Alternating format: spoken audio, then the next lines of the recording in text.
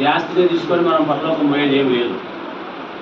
పూర్తి పేదరికంగా ఉండి కూడా దేవుని రాజ్యం గొప్పలో ఉండేది లేదు. ఏమన్నా ఈ ఆస్తి గొప్ప ఆస్తి తీసుకొని పరలోకం పోయేది లేదు. ఏమి లేకుండా పరలోకం గొప్పలో ఉండేది లేదు. కాబట్టి మనం దేవుని పిల్లలుగా ఆ విధంగా ఎంతో మరి నమ్మకంగా మన ప్రభువుని మనం వెంబడిస్తే ప్రభువే మనకు మరి సహాయం చేస్తాడు.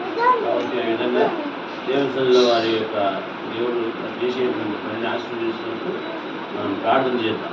అంత మాత్రమే కాదు, ఒక మాట చూస్తాం చూడండి ఒకసారి.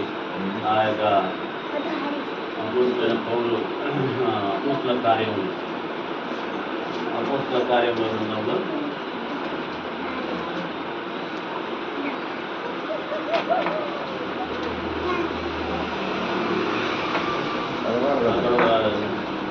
స్త్రీ ఉంది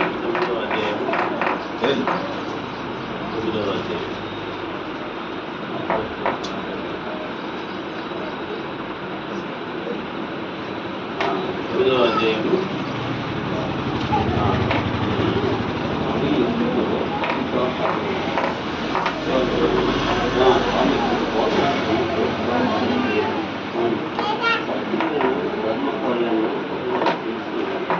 ఇక్కడ ఎవరుందమ్మా?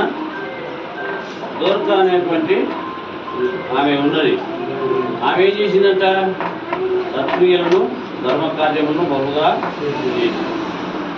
అంత మాత్రమే కాదు, అక్కడికి ఆమె ప్రభువును ఎదిరించింది. ఆమె దగ్గరికి పేతురు వచ్చాడు.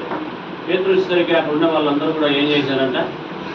ఆమె ఉన్నప్పుడు పుట్టినటువంటి అంగీలను వాటన్నిటి చూపించి మరి ఎంతో ఏడుస్తూ ఉన్నారంట. చూడండి అక్కడ పేతురు లేచి వారితో కూడా వెళ్ళి అక్కడ చేసినప్పుడు వారు మేడగలను తనని తీసుకుని వచ్చి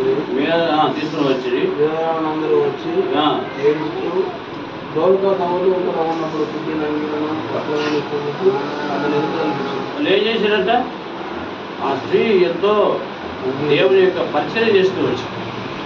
దేవుని యొక్క పరిచయం చేసింది.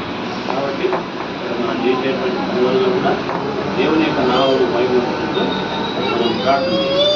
దేవుని మాటను దీవించి ఆశీర్వదించాలి.